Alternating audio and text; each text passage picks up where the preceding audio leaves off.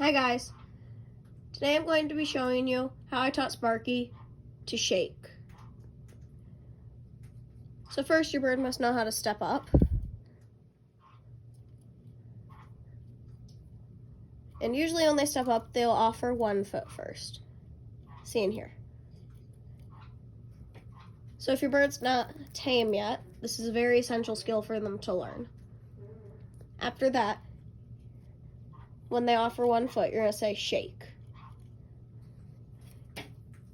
and reward them. And eventually they'll learn how to shake.